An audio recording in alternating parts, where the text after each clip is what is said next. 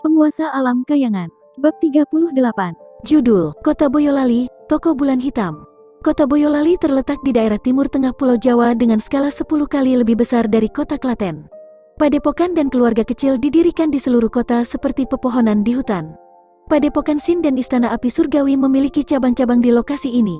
Dengan demikian, praktisi muda yang tak terhitung jumlahnya bergegas datang dari segala arah dengan harapan beruntung jika mereka dapat bergabung dengan padepokan utama, sambil mengejar di jalan tenaga dalam.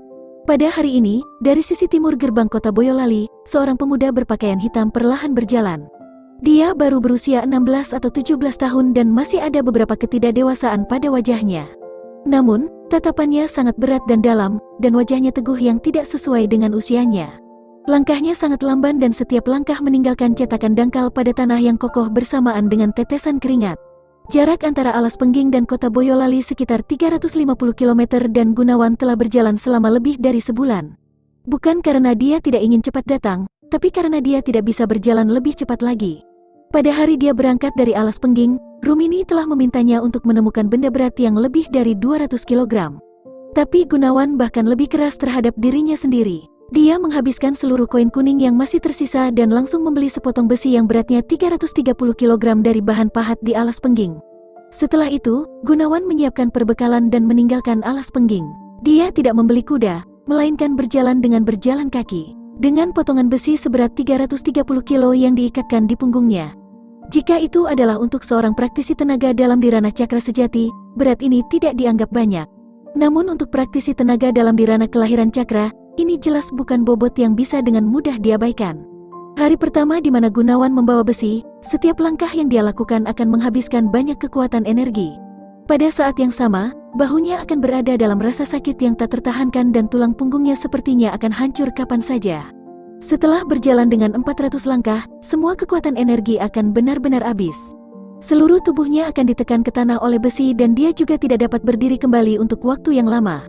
Tapi setelah sedikit pulih, dia terus melangkah maju dan membawa sepotong besi itu tanpa sedikit pun berhenti. Dengan begitu, Gunawan berjalan sejauh 350 km. Untuk makanan, ia memiliki jatah kering dan pil pemulihan tenaga dalam tingkat rendah yang ia buat, sementara minumannya adalah air yang ia siapkan di air terjun dari Gunung Naga Api. Keringat yang ditinggalkannya selama perjalanan ini, jika digabungkan, sudah cukup untuk terbentuk menjadi aliran deras.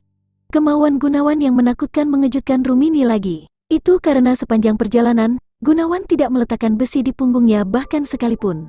Bahkan jika dia benar-benar kelelahan dan punggungnya berdarah, ekspresinya tidak mengungkapkan sedikit pun menyerah, juga tidak mengeluarkan suara penderitaan yang menyakitkan. Sebagai gantinya, ia tetap tidak bergeming. 350 km. Dari langkah awal yang sulit sampai bisa beradaptasi di kemudian hari, setelah proses melelahkan dan pulih berkali-kali, selama ribuan kali, kekuatan energi Gunawan di pusat cakranya menjadi semakin tebal dan lebih kaya. Begitu banyak yang menandakan ada kemungkinan terobosan lain setengah bulan lalu. Namun, Gunawan dengan tegas menekan terobosan tenaga dalamnya. Karena peningkatan kekuatannya yang terdahulu terlalu cepat, perlu baginya menstabilkan kekuatan energi sampai tubuhnya benar-benar menyesuaikan dan mengendalikan tenaga dalamnya. Pada hari ini, gerbang kota Boyolali akhirnya muncul di garis penglihatannya. Akhirnya sampai. Saat Gunawan melangkah maju, sudut mulutnya membentuk senyuman. Saat ini kau pasti bisa mencapai kemenangan sempurna melawan binatang roh apapun pada tingkat yang sama. Tapi pada akhirnya, binatang roh hanya memiliki kecerdasan rendah dan memiliki pola serangan yang membosankan. Jika kau ingin menjadi praktisi yang sebenarnya, kau harus bertarung lebih banyak dengan orang-orang. Lalu, mari kita mulai dengan kota Boyolali ini, kata Rumini, seolah-olah dia adalah orang tua yang berpengalaman. Ya, saat Gunawan mengangguk, tatapannya sama sekali tidak menimbulkan rasa takut, tapi malah memiliki kegembiraan dan harapan yang tak jelas. Sekarang, letakkan besi di tubuhmu. Tubuhmu saat ini harusnya benar-benar terbiasa dengan lonjakan tenaga dalam. Tidak, bahkan jika itu telah melonjak beberapa tingkat lagi, tubuhmu tetap bisa bertahan. Gunawan melepaskan besi di punggungnya dan menurunkannya, menimbulkan retakan dalam kepermukaan tanah. Pada saat itu, Gunawan merasa tubuhnya begitu ringan sampai tidak terasa. Dia sedikit menyalurkan energi dan menendang di bawah kakinya. Dari lompatan ini, dia benar-benar melompat lebih dari 16 meter. Setelah mendarat dengan kuat ke tanah, dia mengayunkan tangan kanannya. Nyala api berwarna merah muda menyala dari tangan kanannya, lalu dengan cepat padam, dinyalakan kembali dan dipadamkan lagi. Dia mengendalikannya dengan bebas sesuka hatinya. Akan kuberitahu kabar baik, dengan tubuhmu saat ini, kau hampir bisa bertahan pada tahap pertama dari 7 gerbang Dewa Elemen. Artinya, sekarang kau bisa mencoba membuka gerbang pertama saat bertemu lawan yang tidak bisa kau kalahkan. Aku bisa membuka gerbang pertama. Wajah Gunawan penuh kekaguman. Hanya hampir. Sebagai upaya terakhir, kau bisa mencoba membukanya. Dengan kekuatan dan fisikmu saat ini, seharusnya tidak menimbulkan bahaya besar bagi kehidupanmu. Namun, aku tidak yakin apakah akan menyebabkan kerusakan permanen atau tidak. Sebelum mencapai tingkat ke-7 dari ranah kelahiran cakra, yang terbaik adalah tidak menggunakannya dengan ceroboh. Rumini berbicara dengan kata-kata peringatan. Gunawan awalnya ingin mencoba merasakan sensasi membuka gerbang pertama dan pada saat bersamaan ingin melihat seberapa kuat teknik tenaga dalamnya dengan gerbang terbuka. Tapi setelah mendengarkan kata-kata Rumini, dia hanya bisa dengan taat membuang pikiran itu. Jika kebetulan tubuhnya tidak bertahan dan terluka secara permanen, itu pasti akan menjadi kerugian besar. Saat ia berjalan mendekati kota Boyolali, dinding kota yang tebal dan megah muncul di depan Gunawan dengan gelombang yang sangat menindas. Orang-orang tak berujung mengalir masuk dan keluar di bawah gerbang kota yang menjulang tinggi, menunjukkan kesibukan yang hampir tidak pernah terjadi di kota Klaten. Jika seseorang memasuki jalan-jalan di kota Boyolali dan melihat sekeliling, berbagai gaya bangunan dan toko tergeletak tanpa akhir. Saat orang banyak bergerak bersama, gelombang hiruk-pikuk seperti arus pasang. Itu sangat hidup dan ramai. Selain itu, terlepas dari jenis kelamin atau usia, hampir semua orang membawa beragam tingkat kekuatan energi. Ini adalah kota besar. Sebagai perbandingan, kota Klaten hanya menyerupai kota yang sedikit besar. Gunawan mendesah. Halo, paman di sana. Jika aku boleh bertanya, di mana lokasi toko bulan hitam? Gunawan menghentikan seorang pria parubaya yang terlihat sangat baik hati dan dengan sopan bertanya kepadanya.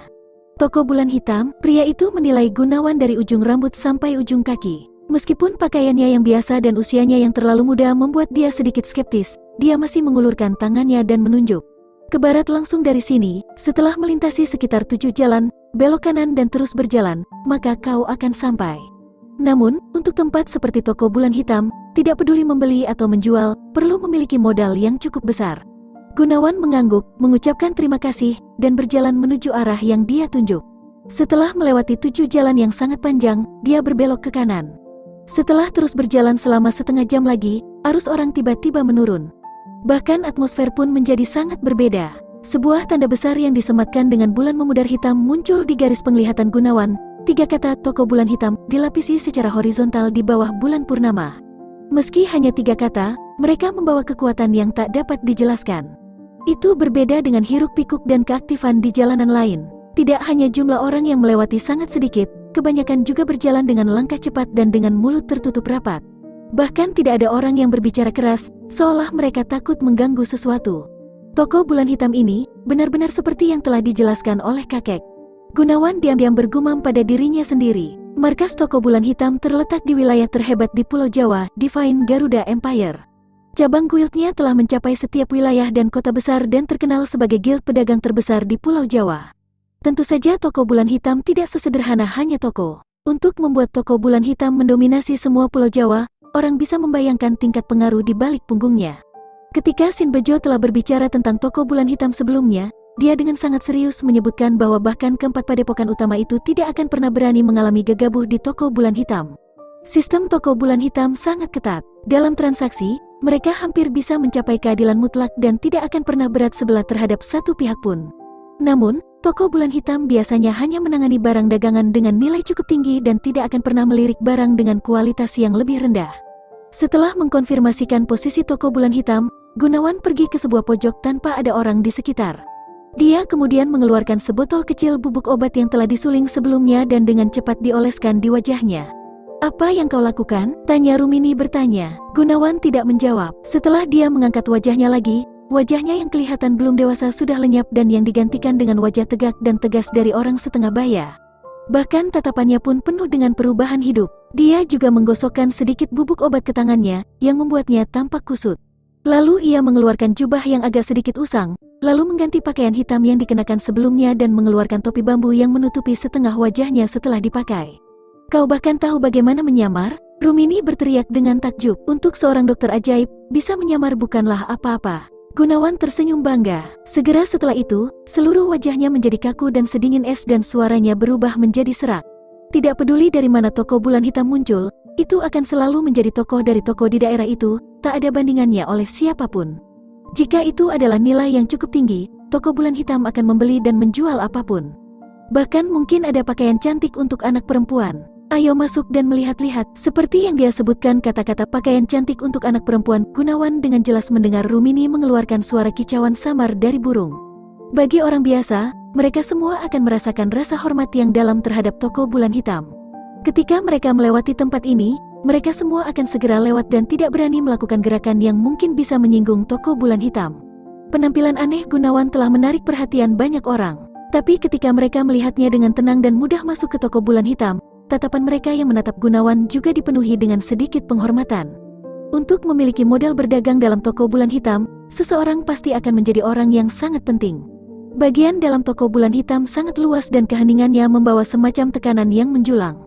Jika orang normal masuk ke dalam, mereka semua akan terhambat oleh atmosfer sampai-sampai tidak bisa bernapas. Di atas rak yang sangat besar, ada bermacam-macam barang dagangan yang mempesona. Bahan obat, pelet, senjata, baju besi, permata, inti binatang roh bahkan teknik tenaga dalam rendah. Itu memiliki segalanya, tapi tidak diragukan lagi, tidak ada barang murah yang dijual di sini. Bahkan tidak mungkin bagi keluarga biasa untuk membelinya bahkan dengan tabungan seumur hidup. Dan cerita pun bersambung.